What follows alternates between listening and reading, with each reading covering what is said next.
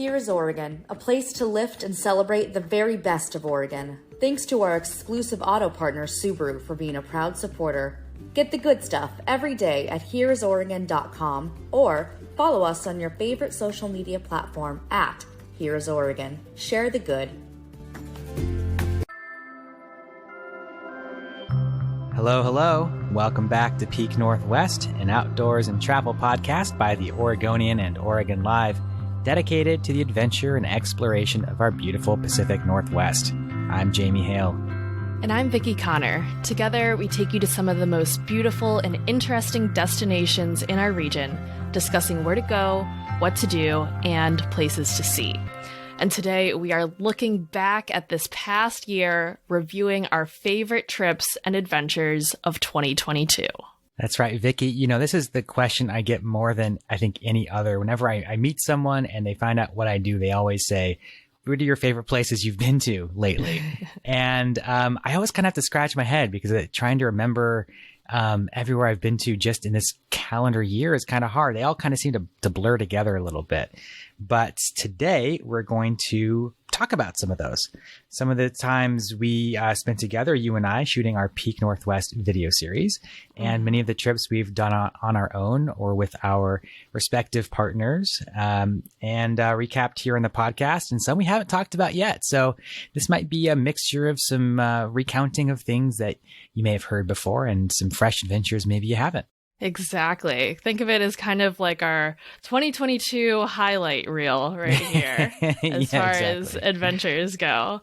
And I feel like we both did a lot. Obviously, it's more so in your job to like go out to these great adventures and see awesome things. So I feel like you've definitely gotten all over the state more than I have. But I am itching to know how you rank some of your trips from this past year. Yeah. So what we did here for today's episode is we each picked five of our like highlighted trips. And Vickie, I feel like we should probably maybe go back and forth on this. But what I'm curious to know is, did you rank these like 1 to 5? Did you like rank these in any kind of way, or are they just like, how'd you do it? So I think the first one that I will talk about is the first and the second one were great, like physical feats of the year that were included in trips, you know, outside of Portland. And then some of the later ones on my list get into more of destinations, going to a small town and exploring, but also just being surrounded by incredible nature. So that's kind of the breakdown of my list. How about you, Jamie? I'm kind of chaotic, I guess, a little all over the place. I kind of just pulled out 5 places that really stuck out to me. And I've sort of thought about that question. People say, what are some of your favorite places you've been? I sort of just pulled out what are the spots that were just really, truly highlights to me, places that and experiences that that really sort of stick out. Amazing. All right. Well, I guess we'll get right into it. Do you want to kick it off or should I? I think you should kick it off. Go ahead. Okay. Well, I've talked about this on the podcast already. We had a whole episode dedicated to it. But the first one to kick off my list is climbing Mount St. Helens. Oh, that's good. Yep. This was definitely a highlight for me. I had been wanting to do this, and, you know, I was on top of getting a permit for this, and it might have taken a lot of life out of me accomplishing this. My friend Sydney and I did this together, and whenever we see one another, we still are like, oh my gosh, can you believe that we climbed Mount St. Helens? And, you know, we talk about all the different parts, and we like basically every time we see each other, we talk about this climb. So that has to be the first one on my list. And that was something you've been planning to do, like you had worked and you had trained to do, right? Yes, exactly. I think after my first full year of being in Portland, this was something that I had on my list. And because it is one of the more quote unquote approachable mountains to climb in the area, that was what I chose. Did some training for it, probably could have done more training for it, as I feel like most things that I do, I'm like, man, like I should have really done more.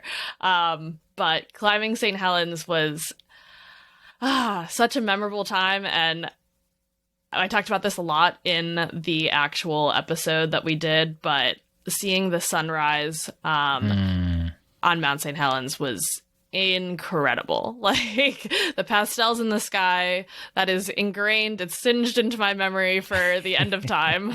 Well, that was such a good episode we recorded on that. And we may be saying this a lot today, folks, but go back and check out that episode if you did not listen to it. Full of some great stories from Vickie and some really good advice if you want to tackle St. Helens yourself. Yes, definitely go give it a listen. I give you the full breakdown and at what parts my body started to reject the climb. So good times. Well, Vickie, I think I'm going to follow you up on the mountain climbing here. Not that it's a mountain climbing exactly, but a nice steep mountain hike. And for my first one, I'm going to go back to that hike up to McNeil Point on the northwest side of Mount Hood. This is a hike that, we did on a video shoot together, but you had actually done this hike previously and we're not keen on doing it again. So I did the end of this hike on my own, and gosh, just what a fabulous hike on Mount Hood. I had not done this one before. A little steep in parts, a little bit long, but gosh, when you get up there, just the fields of alpine wildflowers with the view of Mount Hood right there in your face, and like that old sort of stone shelter up there at McNeil Point. It was just one of those images that I think is just like you said, sort of burned into my brain now for lack of a better phrase. And it's one that immediately comes to mind when I think about some of my favorite adventures I took over the last year. What a beautiful, beautiful hike. The views of Mount Hood are so breathtaking, and the fact that you get these incredible views like almost from the beginning of this hike is insane. And doing it over the summer, it was just like perfect to see on a bright sunny day. It was so nice. And although I did not do the full hike the second time around when we were doing the video shoot, mostly because it was going to be very hard for me to balance my camera and do some of the scrambling. This hike is incredible. It's definitely like a little bit on the longer side and more of a challenge, but oh my gosh, it's just so beautiful. I have not done any other hike with as incredible of a view of Mount Hood than this one. Yeah, so worth it. Not a technical climb or anything, but a good hike. So, definitely make sure you're in shape and prepared for it, but absolutely worth the effort. Totally. Okay, Vickie, so what's your number 2? Where are we going from here? Number 2, another more, pretty intense physical activity here was my first trip to Crater Lake. And I keep saying this, but if you've been listening to me on this podcast, I'd been talking about wanting to get to Crater Lake for the longest time, and making it out there to Oregon's only national park was on my little bucket list since moving to Portland. And not only did I visit Crater Lake, but my partner and I biked around the rim of Crater Lake, and it was so awesome. It felt like all the stars aligned for this trip to happen, because we went in mid-October, and this is a time when it's very likely and possible that it could have already dumped snow at Crater Lake and all of the roads could have been closed. But it was a random turn of events where it was perfect weather. It was so nice. It was actually kind of hot, and it was perfect conditions for visiting Crater Lake because it wasn't very crowded, since it was kind of off season. A lot of amenities in the park were closed already for the season, which made for such a great bike ride because there wasn't really a lot of traffic, very little cars going around us. It was super peaceful and a great time to experience Crater Lake for the first time. So cool. I'm so glad you went out there and did that. Definitely, a more strenuous adventure when it comes to, ways to see Crater Lake, but absolutely, I think one of the best ways to see it. If you're a bike person, if you like doing, biking of any kind, that's definitely one to put on your bucket list. Got to check it out. Absolutely. I would love to go and do it again. And I think one of my favorite memories was just like because in the episode where I recount this particular trip, I let you know that I think we would have started at a different point because right at the beginning of our bike ride, we were going downhill on a major decline, but that specific section of going around the rim, you get this incredible view of the lake, and you also are just like hit with all these incredible smells from the surrounding trees, and that is what really stuck with me. That like first few minutes into the bike ride, I was like, wow, this is amazing.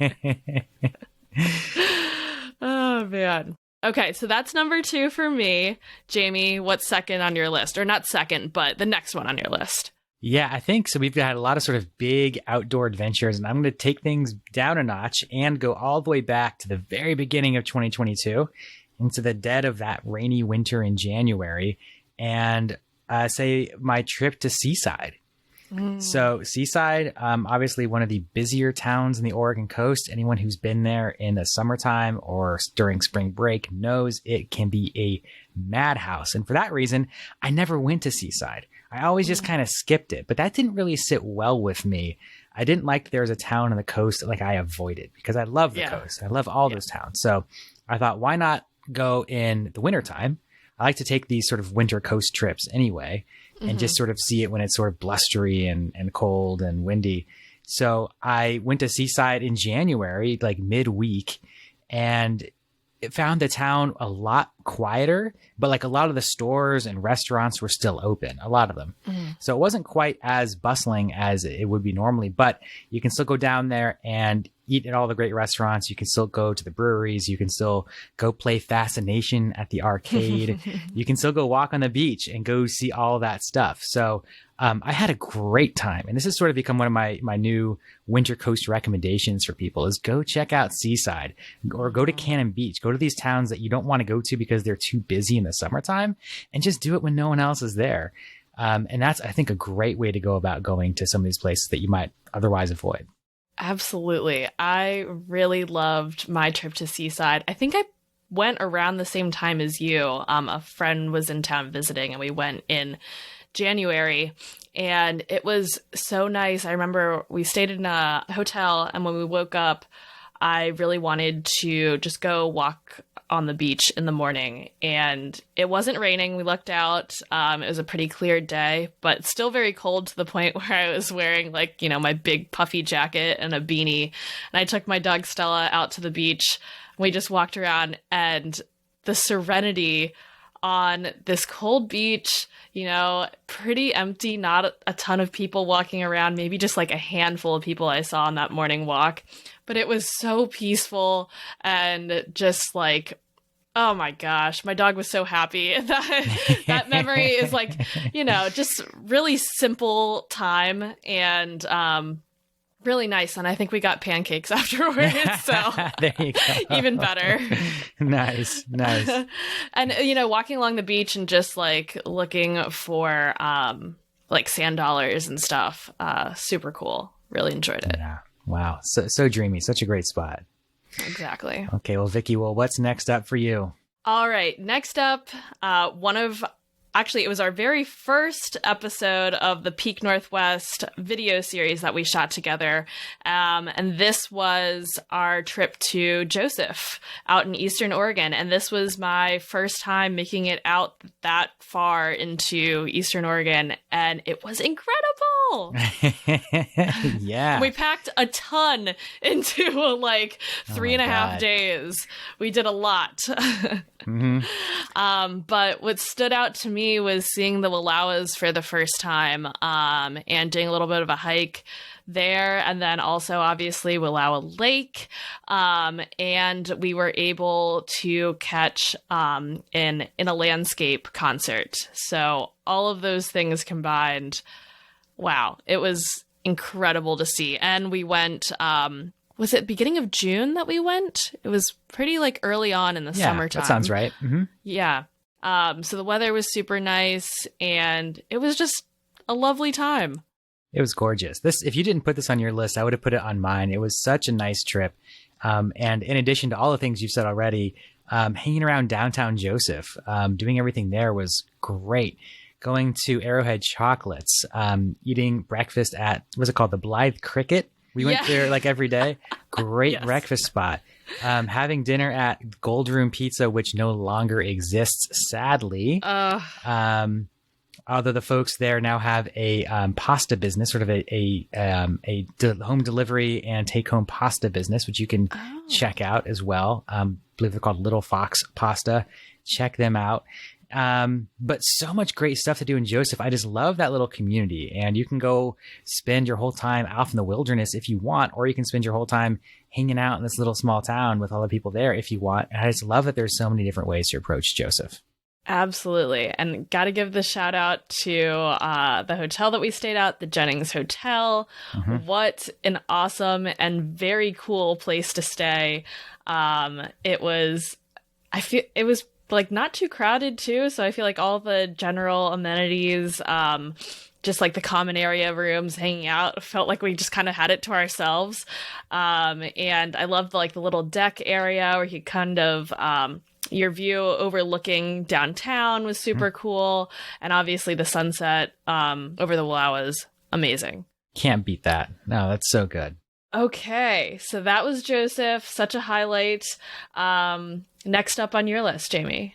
I'm going to go ahead and say the Applegate Valley. So this is a place I have been itching to go to for the last couple of years as I sort of, do more wine tasting experiences around the region. People like to think of what I do as like very outdoors focused, and that's true a lot of times. But I also love to do like a great wine tasting trip. I think that's also super fun. So my partner Sadie and I went down to the Applegate Valley, which is really just about as far south in Oregon as you can get, almost right up against the California border. And this is an area that's between the towns of like Medford and Grants Pass.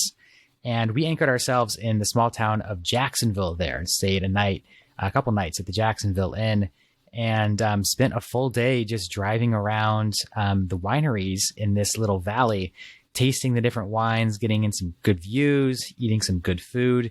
It was very nice. Again, a busy trip. Like we packed a lot in. That's kind of how these trips tend to go. But a really, really pleasant place to explore, and a wine country that we don't always think of. I feel like a lot of folks go to Willamette Valley, or they go to the Gorge, or they go up to Walla Walla. But Applegate Valley is, just some spectacular wine country, and so a lot of different places to stay to anchor your trip. So highly recommend this to folks who like this sort of thing and who are looking for maybe a little place different. Absolutely. This was another one that we recapped in a previous episode.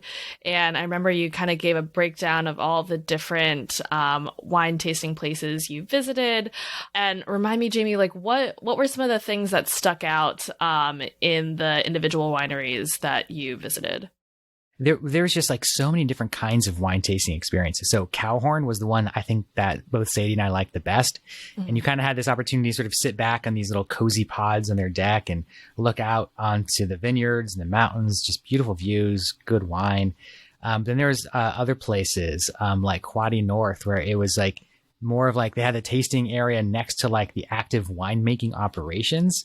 So farmers are bringing in grapes, and you could hear the people talking and the forklifts operating. And you kind of got this behind the scenes look at the winemaking process. Yeah. And then Troon, which is a vineyard that is been getting a lot of attention lately internationally, has like this this biodynamic winemaking process, and they tell you all about the different ways they make grapes and sort of the way they operate their vineyards in this very eco-friendly way. So everywhere we went was like a different kind of experience, and I really liked that about it too. Oh my gosh. That sounded like such a great trip and an awesome one to be able to experience with your partner, Sadie. Oh yeah. It was nice. It was romantic. It was very fun time. Amazing. Well, okay, Vickie, moving down the list here, what is your next memory? Okay, so next up for me is going to Bandon. Ooh. Yeah, I went here specifically to do a video on circles in the sand in Bandon. And I really enjoyed this trip because it was just me and my dog Stella. And we were there for about like 2.5 days, and I stayed in a little Airbnb that was on the river area there. It was literally listed as like shack on the water. But it was super cute and just really peaceful and kind of tucked away down like a back road. So I felt like just, kind of far removed and found it really peaceful. But also in Bandon itself, that was my first time going this far south down the coast. So I really fell in love with Face Rock Beach. That was the area where they do circles in the sand. And obviously seeing circles in the sand happening was incredible. Being able to see like the very start of the process where they're just like kind of outlining the labyrinth and then getting into the details and finishing it off, just putting like tiny little details like shells to decorate the labyrinth and see it in its full glory. And then watching people come in and each person having their individual experience in the labyrinth was so freaking cool. I loved it. And then also just in general, like walking along that beach, I know I talked about this, kind of a similar experience in Seaside, but the difference in some of these like southern coastal beaches, and the ruggedness of the shore and seeing all these different rock formations, that was really, really cool to see. And also being there at a time where you can go out and look at the tide pools, that was... every time I see a tide pool, I'm just blown away. It's so cool. Such a cool area, such a cool little town in Bandon too. A bunch of little restaurants and shops to check out. Face Rock Creamery is down there as well. So whether you're looking for cheese or cranberries, there's a bunch of cranberry bogs there too. A bunch of really cool beaches. Like you said, cool rock formations. We have, speaking of circles in the sand, we do have an old episode from our archives interviewing Denny Dyke, who does circles in the sand. So if you're looking for an old episode to go back and listen to, that is an excellent one. I highly recommend that as well. Well, Vickie, I'm kind of, my next pick is right here coming on the tails of yours. I went ahead and picked just my South Coast beach trip in general. Mm-hmm. Because this was several days. I can't remember. I think I did about 4 days, maybe even 5 days, trying to go to all the beaches on the South Coast I had not been to yet. So Bandon was a place where I hung out for, I want to say, a couple of nights doing some small beaches up and down there. But I went all the way down to Brookings and checked out all these little tiny beaches that you may just like totally miss as you drive by them on 101. And that was a really cool experience in and of itself. Places like Sisters Rock Beach was really cool. Secret Beach, which is not really a secret. It just has that name, but is a really incredibly beautiful beach there in the scenic corridor near Brookings. And just so many cool little spots to go check out. This is another one of these trips people go, wow, that seems so fun and nice and relaxing. You're spending all day at the beach. And it was truly just so much work going to all of these beaches. But I love the beach. I love, spending time walking on the beaches, taking pictures, even if I'm only on each beach for, 30 minutes to an hour. Right. It's really cool just to be able to walk around and to try to photograph beaches in different ways. Like that's sort of been the trick I've had when I've been documenting all the beaches on the coast. Mm-hmm. How do you make each one look different? What is like the defining feature of each of these? And how do you photograph a beach in ways where it just doesn't look the exact same every time?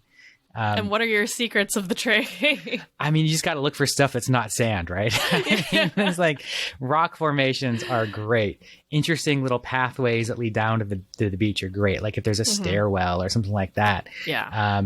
at very least, I mean, my go-to last ditch effort, if there was nothing else, was, is there a big piece of driftwood? That doesn't usually make for a very good picture, but when you're in a pinch, a big piece of driftwood is helpful. But just aside from beaches, I loved this trip for being able to go to all these small towns like Bandon, like Brookings, like Gold Beach. And for me, what I love to do is go check out the local restaurant scenes in these places. Yeah. And I'm looking to do some more of that in the future, doing more of a deeper dive into some of these coastal food scenes, because I think there's a lot more there than we know about. And I'm really interested to see that.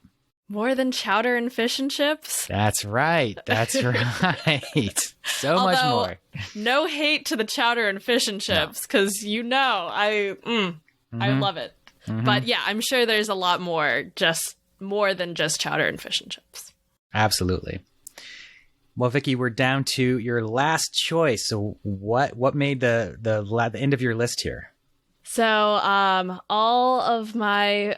Well, I guess that's a lie. Okay, I was going to say all the ones that I've done before in this list have been in Oregon, but that's a lie because St. Helens is in Washington. My last one will be more in central Washington, and that was my trip to Leavenworth, the Bavarian town of Leavenworth. Mm-hmm. Yep. And so this was a trip that I did once again with my friend Sydney, and drove up to Seattle, grabbed her, and then went to Leavenworth, about 2.5 hours in from Seattle. And we went during mid-October. Oktoberfest was going on. This was my first time to Leavenworth, being able to explore this Bavarian town, eat lots of pretzels and other baked goods and other German foods, and also being able to explore just a tiny bit of the enchantments and hiking up to Kolchak Lake to see the larches changing color. So there was a lot going on in this trip, exploring the town, but also getting some hiking in, and I really loved it. Such a cool town, such a beautiful area up there in the mountains. I love that you can have as much fun in the town as you can outside around the town. Absolutely. It's again one of these places where you can spend the days hiking through some of those beautiful places you've ever hiked to, and then go hang out in this funny little Bavarian town Yeah. where they're serving sausage and sauerkraut and bone broth and beer. It's such a funny scene. It seriously is. And I would say the only downside to the whole trip was that it was wildfire season, and so it was pretty smoky when we went. I did have this dream of making it back sometime in December to see the town kind of turned into like a Christmas wonderland situation. But it turns out a lot of the hotels and such really hike up the prices in December. So it was not in my budget this year. If anyone knows any tips or tricks for making it out to Leavenworth in December, let me know. Need a friend who's got a guest room. I think that's what you need. Exactly. Okay. All right. So that was my list. Jamie, what is rounding out yours? Okay. Well, so I'm going to cheat a little bit here. I know we've been talking a lot about Pacific Northwest adventures, a lot of stuff we've done for work or on our own around the region. But when I think back to my memorable trips in 2022, I can't talk about that without talking about my trip to Costa Rica, place I'd never been to before. And it was kind of this funny last minute trip. So Sadie has a very good friend who's getting married in Costa Rica. And it was something that invitations had gone out before she and I had started dating. So it was very much like I understood I was not getting an invitation to that. And that was cool. That was no big deal. I understood. That's how it works. But because of COVID, there were some last minute cancellations, and the bride said, "Hey, do you want to come after all?" And I said, "Yeah." It was I think it was 2 weeks before the wedding, and I was like, "Let me figure out how to make this happen." And I made it happen. I think Sadie and I we met. She got to Costa Rica a couple days before I did, and we met at the resort, and it was this cool experience. We were dating long distance at the time, and so we hadn't seen each other in a couple of months or a month and a half or something. So we had this cool experience of flying to Costa Rica getting on like this bus with some fellow people in the wedding who I didn't know, and driving out to this resort, and then like, you know, finding Sadie at the resort and reuniting with her there, like at the beach. It was like extremely romantic and very cool. And, you know, we didn't get to explore Costa Rica that much because Sadie, you know, was helping. She was in the wedding party. We were helping out around. So we just kind of hung around this little resort there, walked around the town and all that. But there's something just, I think, about, like, I'm such a beach guy. I love the coast here, but going to like a tropical beach was such a different experience. Where you could like go out into the water and like actually immerse your body in the water of the ocean was like so weird to me. It was almost like I was almost uncomfortable doing it because I was just like, I'm so trained to be like, oh, you don't go in the water. And if you don't have a wetsuit on, you're not going out there. So it was really nice to sort of get over that and be out there, and to see, you know, our friends get married on the beach was really beautiful and wonderful. And just such a beautiful place. I loved Costa Rica, and I would love to go back there again and explore a little bit more as well. But just dipping my toes into it, I think, was such a cool experience. Oh my gosh. And don't you love those trips where, like, obviously most of the time we want to go into trips very prepared and have stuff very organized well in advance. But there's something like so serendipitous about, you know, last minute trips that you didn't think were going to happen. And then all the stars align and you're like, oh, wow, I'm going to this super awesome place kind of last minute and all this stuff is working out. And here I am in Costa Rica. Right? Yeah. No other plans in the way. I asked my editor, I was like, so can I do this? Can I take vacation time like randomly at the last minute? And she was like, actually, it's all going to work out perfectly. So go ahead. Which was amazing. I feel like that's amazing when that happens. Oh my gosh. I love that for you. What a good way to end our list here with Costa Rica memories. I love it. That's right. All right. Well, we just went through quite the list of places and adventures, and I know that there is so much in store for 2023, but I won't get too ahead of myself because we'll get into all of that on next week's episode. Oh, leaving us with a cliffhanger. I love it. Well, folks, until then, you can watch all of our videos on the Oregonians YouTube channel and view all of our travel and outdoors coverage on OregonLive.com/travel, as well as HereIsOregon.com. Please leave us a rating or review if you enjoy the show, and if you want to support this podcast and our local journalism, please consider a subscription to Oregon Live. You can find details at OregonLive.com/pod support. Also, if you're a fan of the show and you're interested in potentially sponsoring it, you can get in touch with our marketing people at advertise@oregonian.com. This episode of the show was produced by me, Vickie Connor, alongside Jamie Hale, Andrew Thien, and Elena Neal Sachs. Stay safe and happy travels, everyone. Until next time, we leave you with this 10 seconds of Zen.